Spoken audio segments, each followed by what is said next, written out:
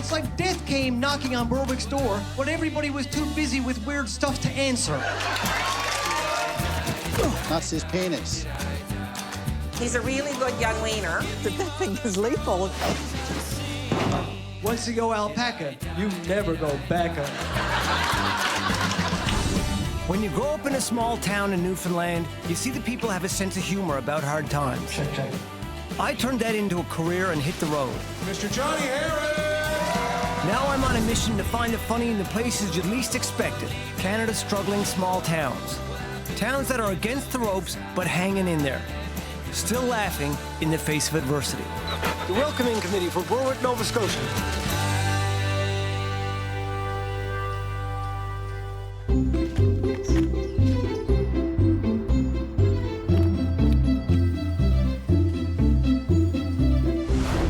Here we are in Berwick, Nova Scotia, the apple capital of Canada.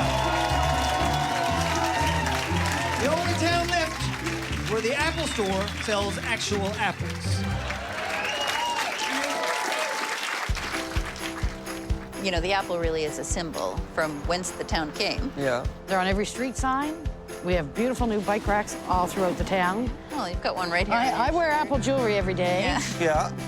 I got to meet a lot of great people while I've been here. Julie Glazer and Carol Boylan. Before the Second World War, it was discovered that they could actually grow apples of a variety that had a long storage because of the quality of the soil. This really was the center of fruit production. That must have been a hotly debated topic at Town Hall here. What kind of apple is going to go up there, right? Well, I'm not driving past a Spartan every day. Especially when a Macintosh has got a sweeter juice and it tastes your pulp. A taste your pulp? Are you kidding? I'll take an Empire's pulp over a Mac any day. Hey, listen, the Cortland has the crispest flesh and order! Is the apple business still a viable one now? Not so much. Times have certainly changed. Berwick really blossomed until the war, when Britain, its main customer, banned fruit imports. Since then, one local industry after another began falling by the wayside. This town, it's got something that other places don't. When times are tough here, people stay and they make it work. Julie Glazer told me she was driving through Berwick and she just had a feeling in her gut that she would end up living here one day. And I can relate to that because I got a feeling in my gut that I'm going to get drunk in Berwick tonight.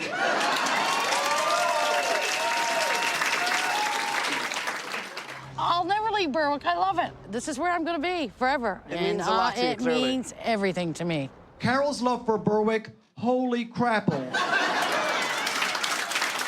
We got a bag of apples here for you. Every man in Berwick eats 20 pounds of apples a week. Yeah. You can do it. Come on. I will eat all of these apples. Then I will probably vomit, but I will eat them. I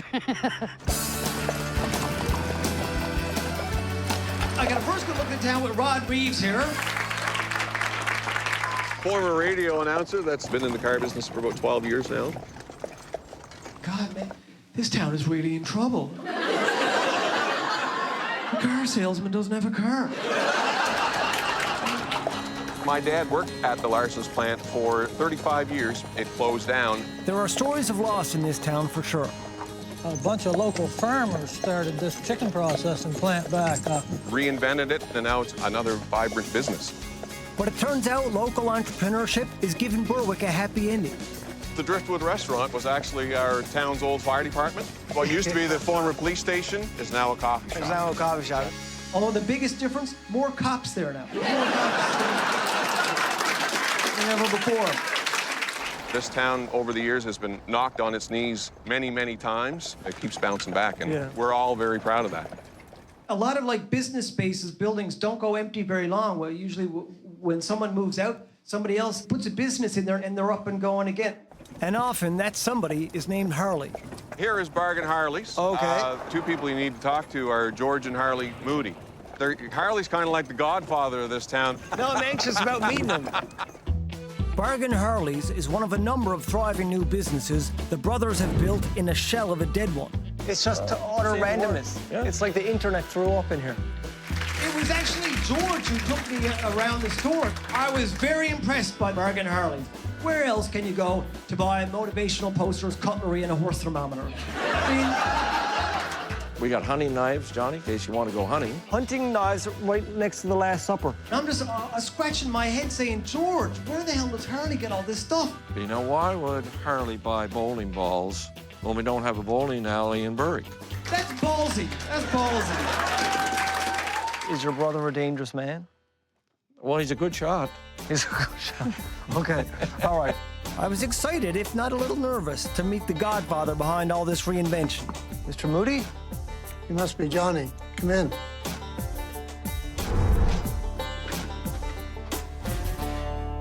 If you haven't seen the inside of Harley's office, first of all, congratulations, you are not a dead animal.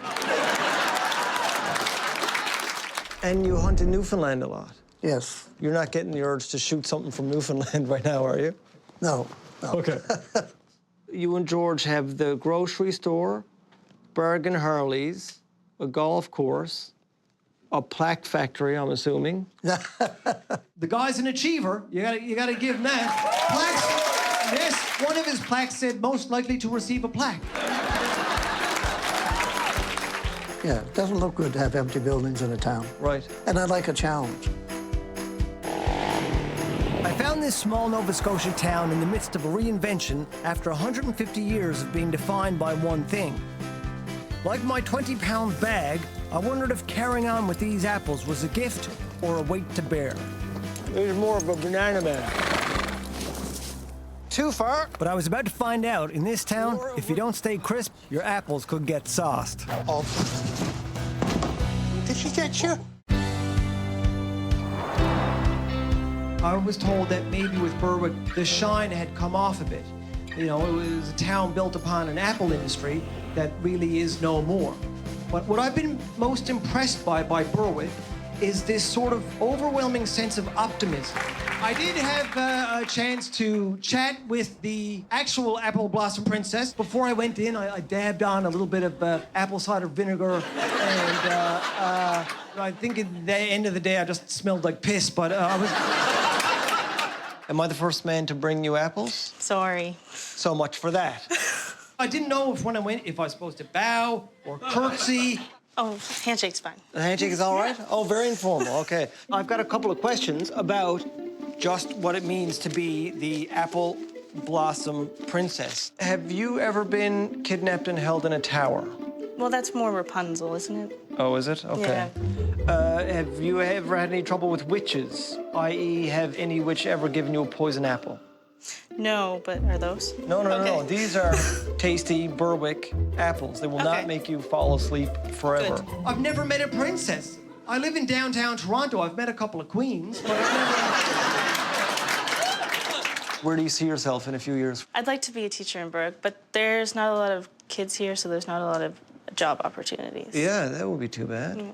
Okay, I'm running out of princess questions. Are you eligible to marry Prince Harry now? Yes. Yeah? Anytime. Yeah. And you like the sound of that? Yeah. But she's a great gal. She's got a level head on her shoulders. I think, Berwick, you have chosen well. I'm gonna do this as I leave, just to make sure I'm being mannerly. I would go crazy if I had that kind of power at that age. Here comes Johnny Appleseed, spreading his seed across the Annapolis Valley. Actually, maybe that's not a good idea. Okay, let me regroup.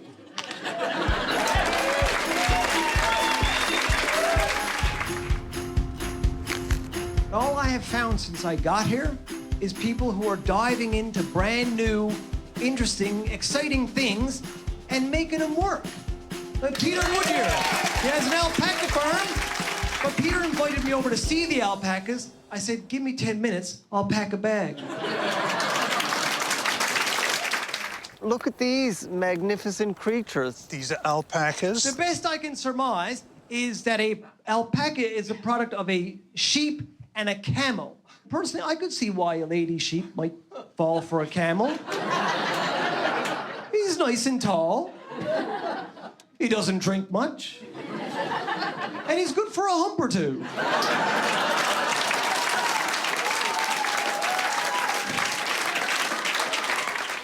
I am a veterinarian. I retired, and I had a need to keep animals. I couldn't decide what to keep. I thought about deer. Right. But they know exactly where the tips of those spikes are, and I'm too young to die. Oh, yes, they're like ninjas with those. That's right. Yeah, yeah. And then I thought ostrich. No, I'm too beautiful to die. You don't approach an ostrich without a mattress in front of you. This is a good education. I had no idea. Somebody mentioned the word alpaca and investment in the same sentence. So the penny dropped. Why not? That's what most hard-working middle-class Canadians do for their retirement, is take out a second mortgage on the house and drop tens of thousands of dollars on alpacas. Just heard them. No, too far, too far. More. A prize alpaca can be worth $200,000. Can you believe it? No. $200,000, it should give you sound legal advice. This one's looking at me like I'm an idiot. Come on, girls. We all know, once you go alpaca, you never go back. We have one girl. She's nuts. She's nuts? Like cuckoo? They will stand back, they will regurgitate, get a mouthful of... Oh, did she get you? It got me, well, almost got me right in the alpacas.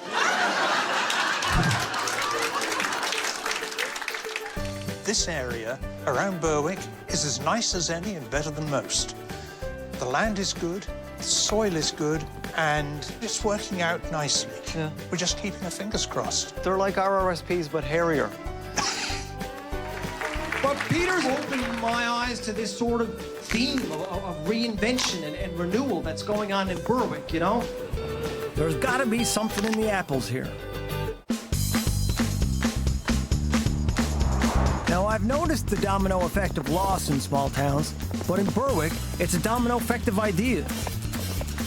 Rachel Argo moved to Canada from Scotland. Rachel had the best place to raise fancy Spanish horses, would be Berwick. You may as well go big. And she also has a Vietnamese pot-bellied pig named Frodo. Come here, Frodo. Oh. You know what's weirder than that? She said she moved here for the warmer weather. And it works. Jonny started the cookhouse. We spell our names the same way. No H, Newfoundland. All right, if you're eating a apple, then you got too many H's. He's putting a dash of Newfoundland in his food. It's hot, isn't it? I left even more with my fingertips. Margie Lamb started the meat market. We named it after my husband. He's a really good young wiener. Apparently, the meat market started out as a pig roast, right? 25 years ago. My wiener is sagging. Yeah. That's life. As long as the buns don't sag with it, you're okay. It all seems to work. It's like death came knocking on Berwick's door, but everybody was too busy with weird stuff to answer.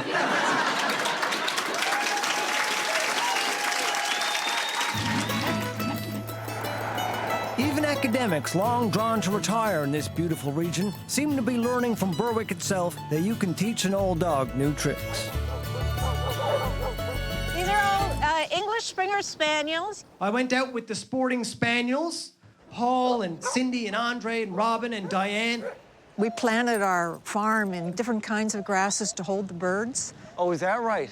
Got a physics professor, Acoustics an professor. acoustics professor, a computer science professor, and a business professor. Is it harder to teach spaniels or university students? They said the dogs are easily distracted, but they smoke much less weed.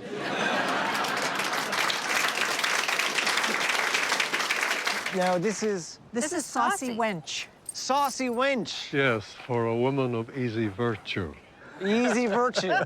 It just barely beat out Drunk Tease. Second runner-up, Hammered Skank. Saucy though she may be, I was suffering some performance anxiety. You have to realize that that thing is lethal. This is lethal. Oh, good. Yes. Okay, everybody tuck back. I'm new at this racket. And 3, 2, 1. Holy smokes. How was that? It was passable. This is what the day culminates with. You bet. It's quiet and peaceful, and we can have woods at our doorstep. I can go out in nature where I have to be. Yeah. Another ex-prof in the area has a plan to help small towns. Colin Bell wants to make farms tourist destinations. Well, I'll be his guinea pig. There's a big challenge in Nova Scotia with the rural economy. It's not doing too well, and small farms are a big part of that. Yeah. So unless people find a way to, make small farms profitable, they're going to go the way of the dodo, and they're going to die out. Well, why don't we jump in and you can... Yeah, and I'll show you. He wanted me to see the farm and offer some feedback. These are my layers, and they do lay eggs, but not in their chicken coop here. I think maybe some kind of predator or something got in there and scared the poop out of them.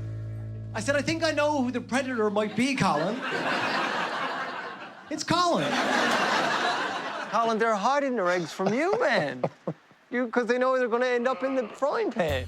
First task, find the eggs, which, mysteriously, were not under the chickens. Now, is there anything where you're standing? Because if there is, I guess you squashed them, huh? I guess you don't do too well at Easter time, huh? I don't. Oh, you're getting hot. There you go. I can't believe that. Finally, it was time to move up to the mammals, my favorite. And what kind of sheep are these? These are purebred Icelandics. And in my next task, Colin endowed me with a little more responsibility. There was some lambs just born yesterday. We dipped the navels in iodine to stop them getting infected. So here we go. That's his penis. But if you hit his penis is going to shrivel up and kind of drop off. Oh, and he won't be too happy about that. Oh, I won't do that. I will not do that. And then tip it up. Bingo. Excellent, excellent. Okay. I'd give you a 10 out of 10 for that. Hey, all clear of the penis. Now that little guy can grow up to impregnate a female sheep. Kids, leave the room. So, Jonny, you're going to see her birthing. It's her first birth. You can see she's ready, though, because those are the hoofs that are sticking out right now. Comes out, the hoofs are like this, and the head's tucked down. It does the Superman. Comes out with a big dive. You got it, yeah? The town where I grew up, Pooch Cove in Newfoundland, it was a fishing town. There was no farms. I'd never been around anything like that in my life. Good girl. Oh, wow. Keep pushing. That's a girl. And it was really, to be quite honest, it was quite moving. There you go. Holy cow. Let Mama clean it. There you go, Mama. Come on. What a good job. Start working on it. You lick it. Come on, girl, lick it. Come on, lick it, damn it. The mother doesn't know what to do, and it's really important to get this mucus out of its nose and its mouth, because that can stop it from breathing. And we lay down in front of the mother, and the thing's not moving, it's not breathing. Come on, keep licking. Keep licking. You've got to keep this guy alive. Come on.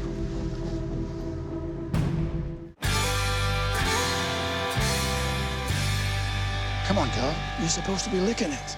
The mother doesn't know what to do, right? And it's really important to get this mucus off. We laid down in front of the mother. It was trouble, so we were panicked, and it turns out that before the baby lamb can start breathing, it needs all the mucus licked clean from it.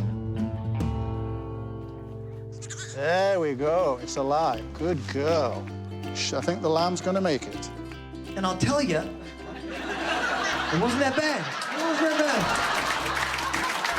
I got a bit of a buzz off it. It was kind of nice. So what will you call the little lamb? This is probably going to be number 12 or something. Welcome to the world, number 12. Happy to have you. That mucusy moment taught me there's no point focusing on the hard times in life. It's what you do next that really matters. That was pretty powerful to see that. Yeah. Giving reviews in person is kind of awkward, but I had no email access, so... So I have the first written review of your farm stay. Dear Colin, how are you? I am fine. I had a great time at the farm stay. One of my faves was iodizing navels. I like how you have to avoid shriveling the penis. The stakes are high on that one. The egg hunt was frustrating for me. I don't like to be outsmarted by poultry. Never have, never will. The highlight of my stay was birthing a lamb. Yes, there was a lot of mucus, like Mucus City, man, but I will always have a place in my heart for number 12. Yours truly, Jonny Harris. Thank you. Do whatever you want with it. I've learned a lot here since I got to Berwick, how you guys adapt and reinvent, and I've learned that you can be happy if you're rolling with the punches, you know? I've learned that if life hands you lemons, you make lemon-flavored apple juice. That's what you do. I realize now the true gift Carol and Julie had given me. You can only really learn the lessons of Berwick one bite at a time. Carol and Julie told me that any proper Berwick man eats 20 pounds of apples in a week. Whoa. Wow. Hey! Hey! I think you've been hurt. Right before I came down to the hall here tonight, my mom called me for the first time since I got to Nova Scotia. And she said, well, Jonathan, how's it going? I said, oh, you know, it's going pretty good. I toured with some Belgian beauties, had tea with a princess, ate 20 pounds of apples, and birthed an Icelandic lamb. She said, what are you talking about? I said, Mom, I'm talking about Berwick, Nova Scotia. Thanks so much, everybody. Johnny picked up on everything that we do in Berwick. Johnny didn't miss anything. I was expecting to have the mickey taken out of me, but hey, he did it so nicely, I didn't mind. I just love the town, I do, and that's why, because there's people like this that fill this place. I'm not using my FM radio voice when I tell Johnny to come back anytime. Johnny has helped us reflect on who we are and the fun that we actually have and we don't even realize. It was really great that Johnny was able to consume at least 20 pounds of apples while he was here.